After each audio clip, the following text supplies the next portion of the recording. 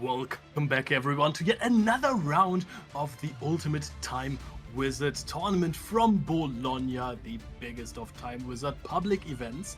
And we've already had some quite cool matches, and now Sebastian Lemke and me are going to enjoy this one with you. Very gladly, and it does feature one of the decks that I, back in the day, do definitely remember as a little kid that I was playing, because that Machina structure deck back in the day was so good for all the new players into the game, because it just basically, with just the Machina cards, and then the honestly pretty easily affordable Gadget cards on top of it, maybe they were even in the structure deck, right? But like, that deck was so easy to get, and I played it right away. I still remember it. It was so good. Same. I won the Carmen Mädler locals with it. Shout out to my Everyone remembers. Yeah, it was one of the best days of my life. I just wanted to point that out. And yep, the gear frame start search Machina Fortress is just something that puts fear in people's eyes when you see it, because this is a very easy to summon 2500 attack point monster that just bounces back again and again and again. It does indeed, and we do check out the battle phase, and there is a Raikou dealing with the gear frame, but honestly, that's fine for the Machina Gadget player, because that is a card that has already replaced itself by searching out the fortress and therefore did its job, and you do have that scary Raikou out of the way now. There was one card, I think, that was valuable that he got into the graveyard with the Raikou there, though. Let's see the graveyard there real quick again. I think a Plague Spreader? I think a Plague Spreader was milled. But let's especially in like these Blackwing decks that focus a little bit more on using the graveyard effect of value, there is so many cards that get you going when you mill them. So Raikou is essential to the strategy. Some people are also using cards like Lila, these Lightsworn Sorceress. I always want to say Summon Sorceress. so constructed code. Almost, yeah. And Charge of the Light Brigade. But for sure, as you can see on the field, Super Nimble Mega Hamster is also corrected. Ooh, heads up play there by our Blackwing player, not attacking, because a very popular card for the Machina Gadget deck is definitely Tragodia, and Tragodia is really scary when they have so many cards in hand, but instead Cyber Dragon now being special summoned because they do not control the monster, in fact. So, maybe attacking would have been better here for this very specific case, but we do have first battle damage. We have Cyber Dragon attacking over that Armageddon Knight, dealing a whopping, how much is that? 700 points of damage? Yep, and Cyber Dragon can of course only be special summoned if your opponent controls monsters. That is something I learned at the Duel Academy. So we're setting a monster to that as well. Playing around Tragodia is pretty heads up. Playing around Gords, I think, is unreasonable versus this deck, because this deck profits heavily from a card called Solidarity. And now, we're going to summon Sirocco. Sirocco is basically the worst version of Cyber Dragon when it comes to the summoning mechanic, because you can normal summon it without tribute if your opponent has monsters and you don't. However, it has some much better uses. You can graveyard synchro with Vayu, with the Emblem of Honor, and of course, if you have another Blackwing card, you can basically add up the attack of all Blackwing monsters on the field, also the opponents, and put them on one monster. That is then going to be the only one that can attack for that turn.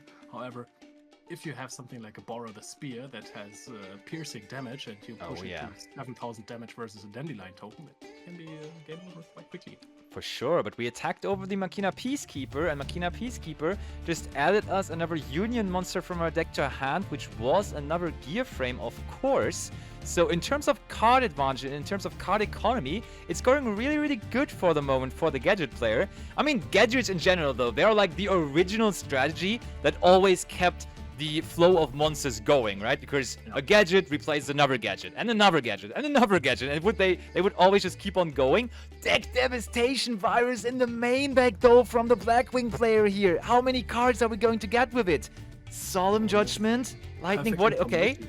Oh, that's a lot of cards that they cannot get. Not a singular card is going to be destroyed. What is going on? This is crazy. And they gave up their Scirocco for it. So Deck Devastation was the one that destroys the 1,500 under, right? Yes. Okay, so it's not destroying 1,500 or, because that would have been completely crazy. I always get the viruses mixed up. So we now do it's have now a Cyber direct attack, so that should bring them down to 5,200 now already in total. However, I mean, the thing is, like, there is a lot of pressure on the Machina side now, but you have information at least. Oh, But yeah. it's still very bad to have hit nothing, and especially like you take the information every single time. That can be very valuable, but if your opponent has pressure on you, difficult. Yep, but of course Scirocco now in the graveyard can be used with the Vayu that was in the graveyard there already being sent by the Armageddon Knight, so we can get some pressure on our side going as well. And honestly, Deck Devastation Virus, oh man, in the main deck, that is something that has been discovered post 2010 times, right? Because that was not very popular back in the day. But I think nowadays people are kind of doing that recently because they have realized how good that card is. And even though it had very little impact here, it usually is a game-breaking card. And now look at that. This is so good because we got that information from the Deck Devastation Virus. We just know that there is Solemn Judgment. We can summon the Lila. This is something that we didn't search because we had it in hand already. You can just pop the Judgment for free. They just give it So up. incredibly good. We have tributed the Scirocco, so we can just also go into the Blackwing Armed Wing. Attacking over Cyber Dragon wouldn't play around Tragodia, by the way, because it can just be summoned as well when you just take any kind of damage. But I mean, at some point you have to try and win the game, and you know that there isn't a Tragodia in hand because, again, you have the information. So this was not all for nothing. Vayu is now being activated. You can just banish it immediately because you know there is no DD Crow coming because you have the information. This is so incredibly important. Information is key indeed. And now there is the Armed Wing. This is the not treated as a regular synchro summon. Very important to note because, for example, you could not bring back this Armed Wing now with a Monster Reborn or with a Call of the Haunted, right? As far as I remember. Yeah. Exactly. Or with a return from a different dimension True, after you true. banish it with Vayu, because you can use it as synchro material from the graveyard together with Vayu. And I don't even think it's considered synchro material then, to be honest, because it's just not a synchro summon as we have just Oh, and we keep on synchro summoning. We do go for synchro 6 with the Plague Spreader Zombie that returned from the graveyard. Go for Bryanek. Wow, wait. Do we set up for a big turn here? Is there possibly think 3 we're Dark trying Monsters in the to graveyard? Oh, that would be so cool. Because I mean, if there are 3 Dark Monsters in the graveyard, you just summon Goyo Guardian, and then you have. Oh, there's another Scirocco. Discard the Scirocco here. There must be another big push, right? There must be something else. You don't commit that heavily without having something else, and there's return from a different dimension. Yeah, and that will seal it because you can now just use the plagues. Ah no, you just discarded the Scirocco and not a Vayu because otherwise you could have gone for a Synchro 8 here with Plague Spreader and the Armed Wing and then banish the Armed Wing from the graveyard with the Scirocco. But you don't have it in the graveyard. You have to get rid of the Vayu from the field somehow. Is there a tool in your extra deck? Except for Black Rose Drake, because that really clearly doesn't help you in this scenario. Yeah, and I mean, Link summoning not really an option in 2010. Oh. What's this now? Oh, we bounce it back to our own hand with the Brionek. This is so genius, because now you can discard the Vayu as well. Wow. To bounce back the Plague Spreader, normal summon the Plague Spreader. Or What oh no, a you have the smart Scirocco. play. You have the Scirocco in the graveyard. You bounce your own cards to discard them. This is so good. This What is a heads champion level up play. Wow. This is why we show you those matches. This is basically the best players that are playing those Time Wizard formats on a regular base. One of the best Blackwing players out there, and one that has just executed in a very, very strong and extraordinary way. Game number 1 goes to Blackwing now. Wow, that was actually exciting. I didn't even see it. I didn't even see it coming, honestly. Not at all. Like, it happened so quickly, too.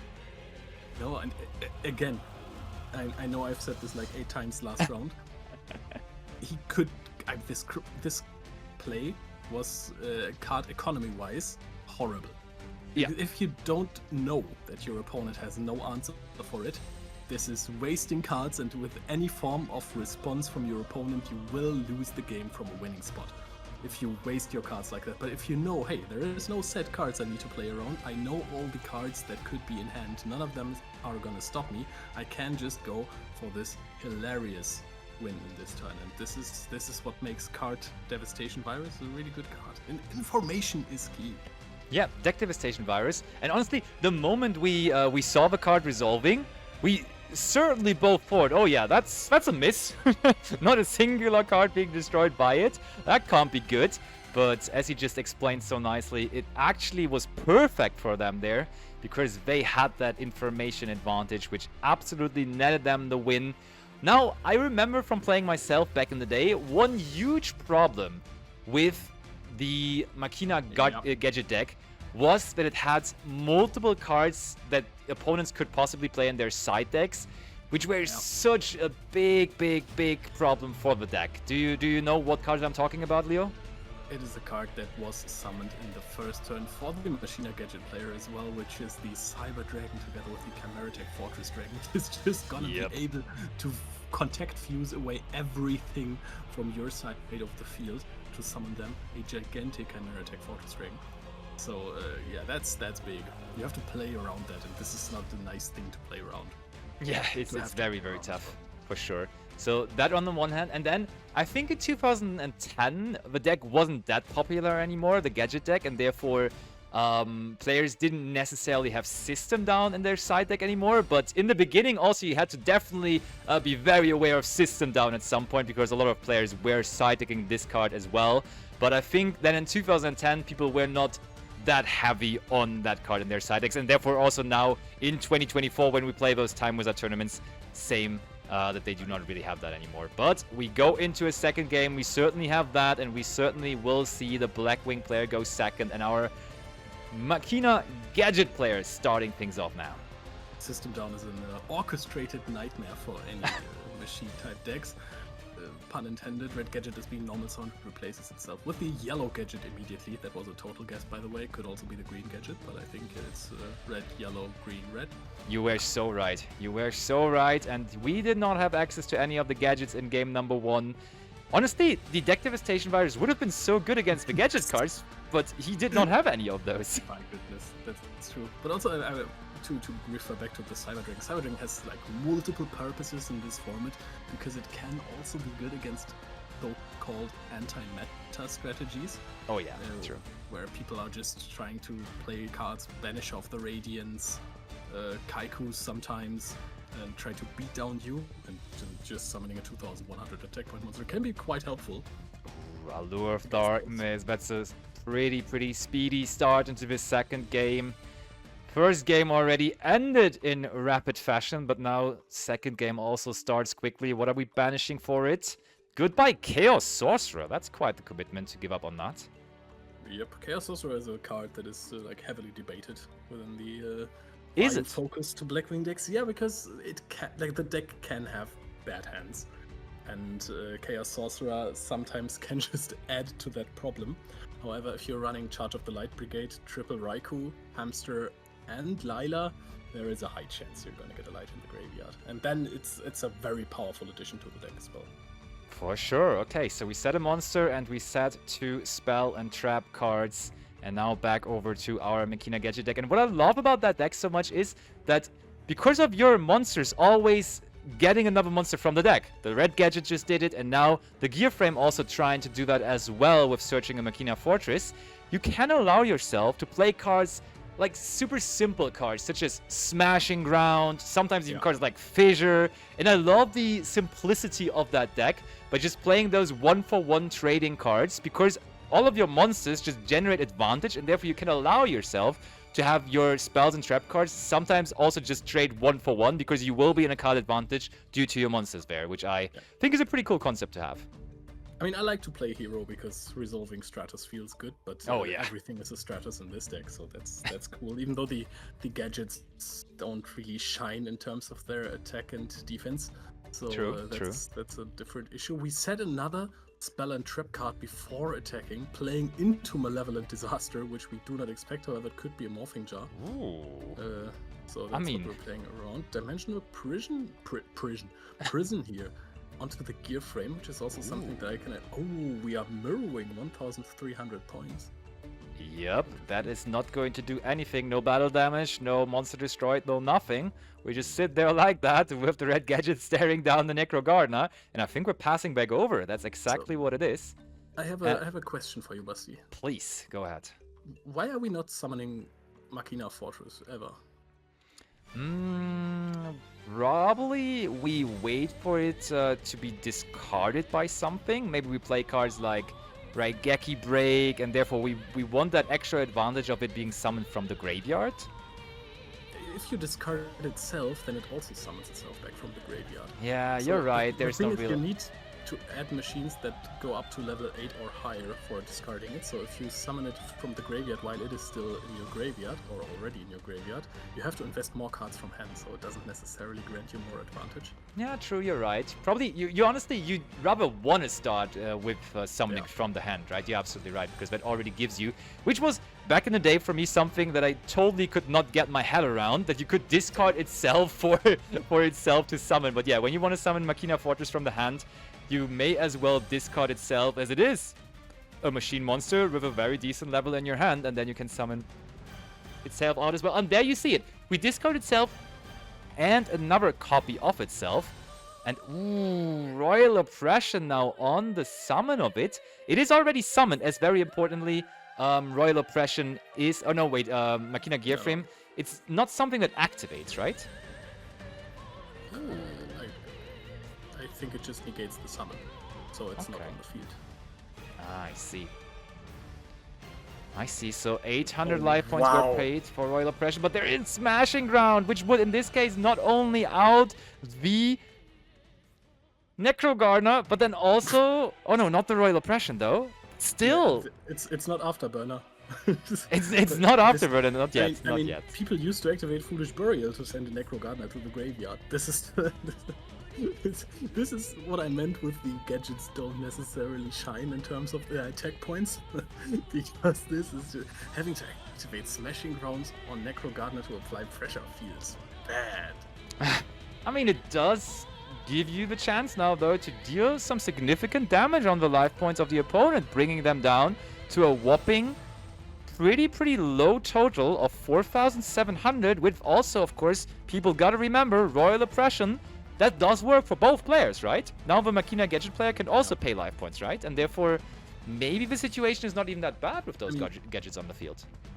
The reason why this card is so popular in value-based Blackwing strategies is that you can activate value from the graveyard regardless, because it doesn't banish itself upon activation. If your opponent wants to pay the 800 life points to negate the Synchro Special Summon from the extra deck, then they're very welcome to, because you can just do it again, as it's not hard once per turn. But, yeah. I mean, Ryan doesn't care about that at all. Just goes for a green gadget here. Has all of these gadgets. Do we see Mirror Force set? Ooh, that would be very tough. I mean, it would look tough, but still, all of those gadgets have done their trick already. They have replaced itself, but it is indeed a Mirror Force, and all of those, the entire color package, red, green and yellow, are now united, not on the field anymore, but in the graveyard instead, and we do have to pass it back over to our opponent. The entire traffic light being destroyed. Yes, the entire traffic light, start to finish. But still, last turn they didn't have a play. Do we have a play now is the question. I don't necessarily know if you have something. We set a monster, which is a good start. But, yeah, this is also something that I was talking about earlier. Those Blackwing decks have some issues sometimes where they don't really get rolling, and if you apply a lot of pressure on them, they can lose the match rather quickly. But I mean, now we're looking kind of secure here. Red Gadget again. As well. But if you have a Raikou, you want to definitely destroy one of the set cards here, because just destroying gadgets doesn't help you so much. One more thing I'm wondering is, there's so many people who play like regular Blackwings with no other cards in the deck except maybe a Dark Arm Dragon. Are gadgets really the way to go against Shura? Wow. Oh, Shadow Imprisoning Mirror! No Necro Gardener effect for you, Blackwing player. And also, honestly, not any of the Blackwing effects either from this point on, if this card sticks on the field. And we see the Blackwing player doesn't like it.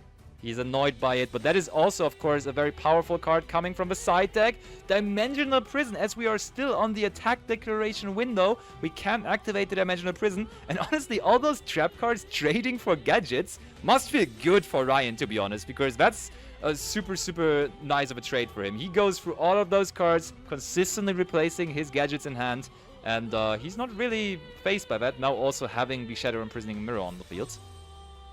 Absolutely. Now, the question is, which face-down card do you want to protect so badly with Dimensional Prison and Necro Gardener? I just think that he has maybe a Chaos in hand that he needs to get rolling, which would also explain why he hasn't really played anything before that. So I think Chaos at this point would make sense. Gets hilariously worse when there's the Shadow Imprisoning Mirror. Oh, yeah. So you can't even banish that one with this effect. Do we still have a Raikou set? I mean, I would understand if we protect the Raikou to get rid of it and tribute summon the Chaos afterwards. Like, that would be a very powerful turn to get rid of the set face down. Oh, we just set another card. What is that set monster? I do totally agree. We protected it so heavily there, trying to first protect it with the Necro Gardener and then even using Dimensional Prison on a gadget. So what is it that we're trying to protect there so hard? Just another gadget from Ryan. I think Ryan tries to remember right now which was the last gadget that I searched, because you never want to give your opponent free information. You always gotta summon the one out that you searched last, even if you have duplicates in your hand, because otherwise your opponent knows 2 cards in your hand instead of 1 only, and therefore you never want to give them free information like that. And now it's time again for the yellow one, which is... Yellow is the smallest one in terms of attack points, right? Oh, and it was a value just simply, okay. I'm confused on why we tried to keep that monster on the field so heavily, but probably your Chaos with Shadow Monarch Fury was the best one I could see there, to be honest. But do you not just summon it as a vanilla then? Oh! We have the Heavy Storm set, and now this makes more sense. Can we answer this with the Old Man? Can we Solemn Judgment? We cannot! Wow! There's no way! That's such a strong Heavy Storm for free. I mean, we gave up our own Royal Oppression as well. Special summon Cyber Dragon now as well. And we talked about it in the side decking. We do contact fuse with our opponent's monster. Contact fusing is pretty common nowadays in 2025, but it was also already a thing in 2010 with that Chimera Tech Fortress Dragon there. I mean, attacking directly. At this point, you just attack all the gadget, right? Because then you have more attack points on the monster that you leave on the field. I kind of thought that as well, but I would never question the ways of someone that is going so strong in that kind of a time with that tournament. But I would want to agree with you, yeah, because I mean, it would be less damage for the moment, and you probably don't care about the 100 attack points that much, right? I find this very interesting that we have a Cyber Dragon and maybe we drew it afterwards and we try to protect the value. So, but there is Pot of Avarice in this deck. Oh I'm my. Absolutely losing my mind right now. This is just recycling all of the engine. But now, listen, Basti, if your opponent goes for a Chimera Tech Fortress play, that is not that impactful, as we've just seen this now, just getting rid of a yellow gadget to do a little bit more damage. You are making the Cyber Dragon of the Machina Gadget player infinite times better. That is true. Drawing 2 cards now with Pot of Avarice. It's not quite Pot of Greed, but when it gets resolving, it may arguably even better than Pot of Greed, because we have also, additionally to the Draw 2 effect, now also recycled all of our gadgets back into the deck, and now we have Cyber Dragon on our side of the field, so we could go for our very own copy of the Chimera Tech Fortress Dragon now if we like. We have Royal Oppression Again. But the thing is, like, this was only one of the 700 plays that our Machina Gadget player now has, because he normal summons the green gadget. Perfect sequencing, because last turn he normal summoned the yellow gadget. Yes. Something you have to keep track of, because with the Pot of Avarice there are so many more on the deck, and he has drawn multiple copies. And there is also other outs to that field. 3,900 left remaining on the Blackwing side. So oh, Unity! I love this card. I love this card. Oh wait, yeah, too. You're right. Yeah. What is it called? Oh, Solidarity. Oh, Solidarity. Yeah, I always call it Unity, but it's of course. Yeah, for sure. It may be Ojama's on the artwork, but I think it definitely was shining in the Gadget deck the most. with its simplicity, it's actually big enough now to attack over the Chimera Tech Fortress Dragon. Dealing very little damage, but still doing the job to destroy the monster in battle there. If we kept the smashing ground in hand that we saw earlier, could have dealt a lot of damage to his opponent. I understand why you want to keep the resource. I think at this point there is a reason to be made that you want to pressure your opponent. However, I mean, it is better for card economy if you can just attack over a monster. That was basically the opposite of the play that his opponent made earlier, right? You could have just Cyber Dragon attack over Yellow Gadget and chill. Yeah. But, he decided to go into the fortress immediately. Ooh, brain control. I think we could see a Kaius coming. Do we? Possibly. I mean, why else would you brain control it, right? We're just attacking. Look at that. Not yet the Kaius, but maybe possibly just playing around cards like Dimensional Prison here for the moment, of course. Yeah. That may be very possible. So there is indeed the Kaius. Leo, you should play in those. You read these people like a book. Yeah, I mean, it's much easier to read them if you're backseat gaming, right? Oh, another Shadow Imprisoning Mirror. This is crucial. And now our Machina Gadget player is super hyped, super stoked about these smashing grounds in hand. 800 more life points were paid already. If we go for a smashing ground, a gadget. Oh wait, no, actually not. If we have the yellow gadget, we have searched red, right? The last one we searched was red, yeah. So then we should have gained with smashing ground, because if your opponent pays for Royal Oppression and you play smashing ground, destroy the Kaius, you have enough damage with a red gadget to go for a game. Oh, we put the red gadget in front of our hand. First card in hand is normal summoned red gadget. We do get to search another gadget from the deck. There's the yellow gadget. Of course, that red gadget alone, pretty strong, thanks to the solidarity on the field there. I mean, it doesn't even matter in which way you do it, right? You can just smashing ground first, or you can just we go for there it is, 800.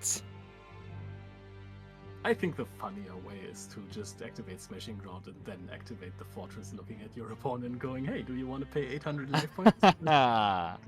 And red gadget, and yes, we pack up our cards. We do have a third game on our hands, as we do have Machina Gadget here taking down game number 2. And that was another very exciting one. Honestly, the more I see of this, the more I get to cast with you here, the more I fall in love with this format again. Yes, it's just over and over again. Every time you might focus more on the actual constructed format that we have at the moment, but then you play a little bit of Time Wizard, you look at people who are practicing this over and over again, see how good they are with the decks, and you're like, oh, I do want to play some Time Wizard again. Yes. Because the game is not as fast-paced, obviously, but the complexity of the turns is not lacking anything.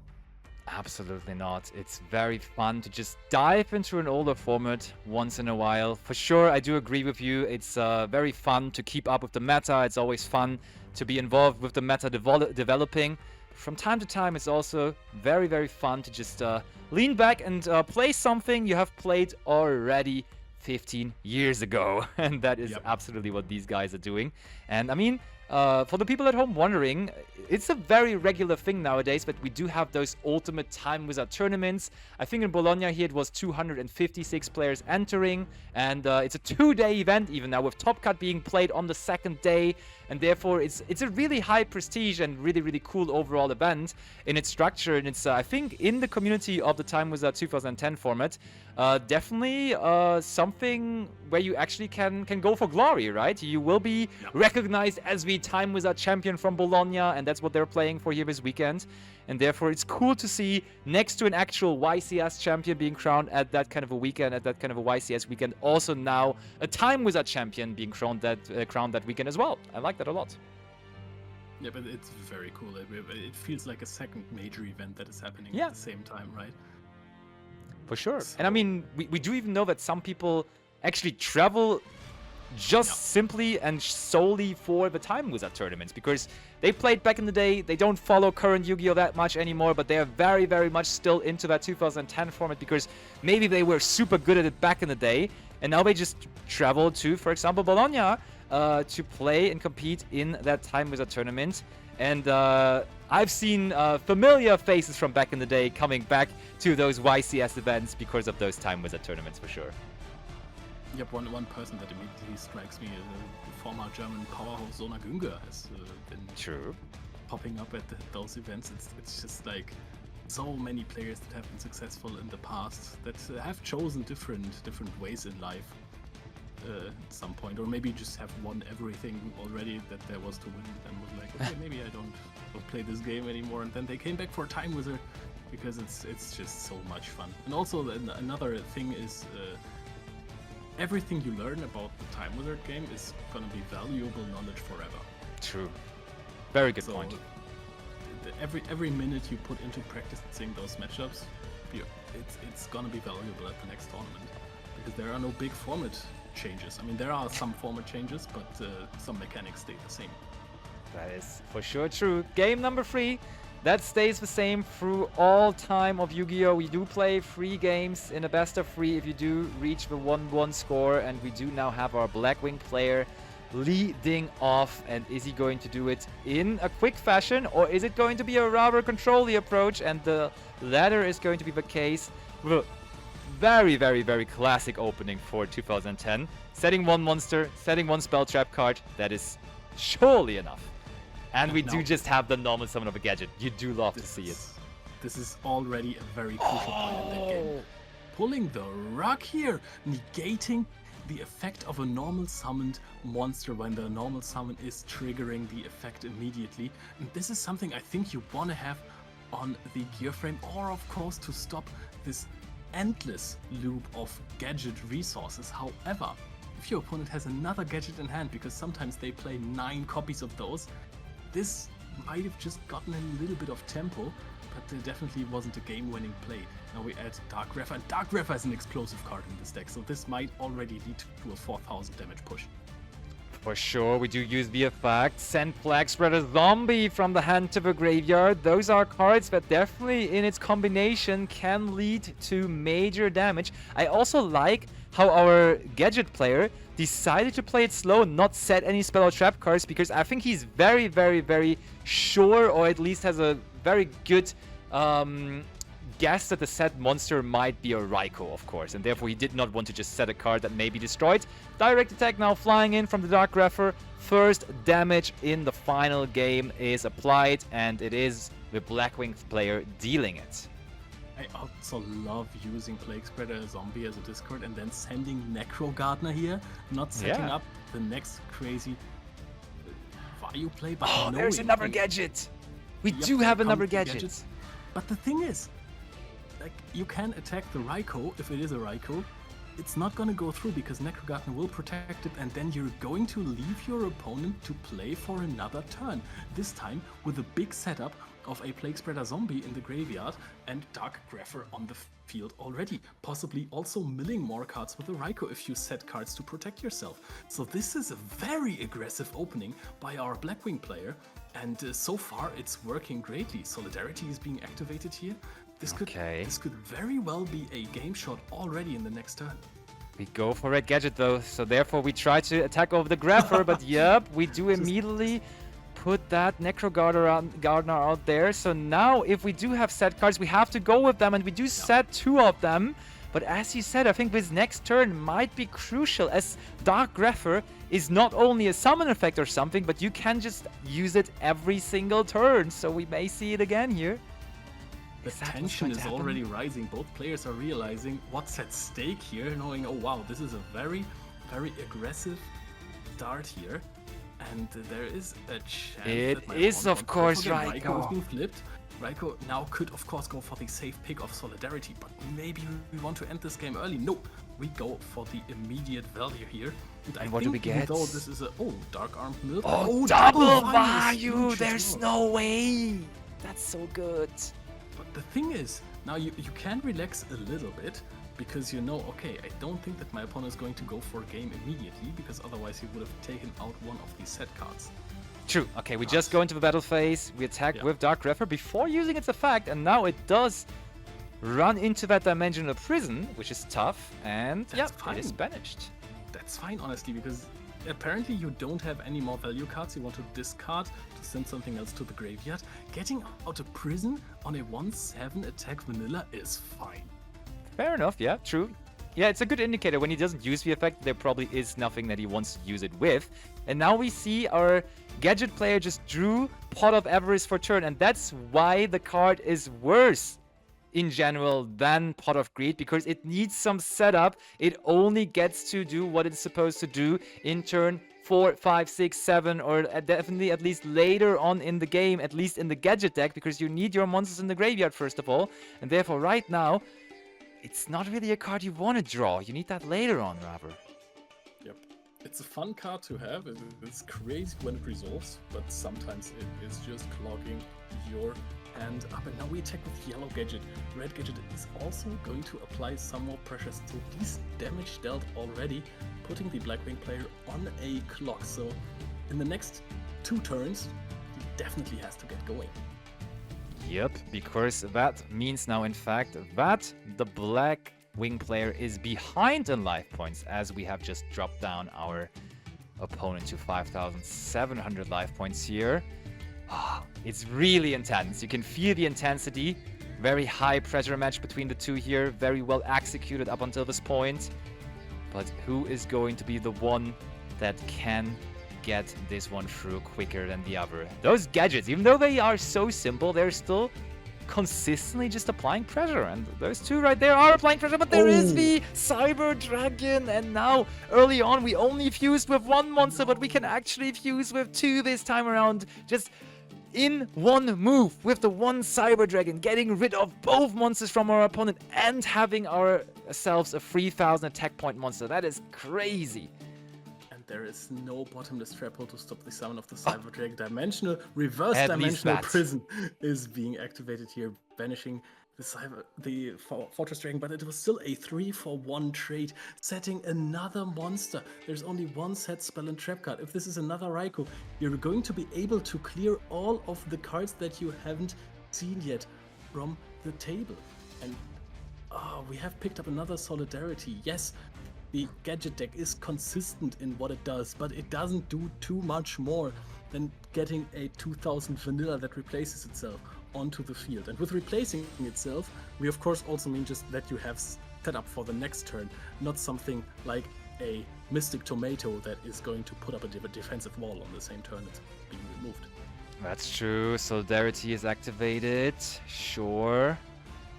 Probably heading into the battle phase there. What is it this time around? Is it another Raikou? It is another Raikou. Oh, that's so good.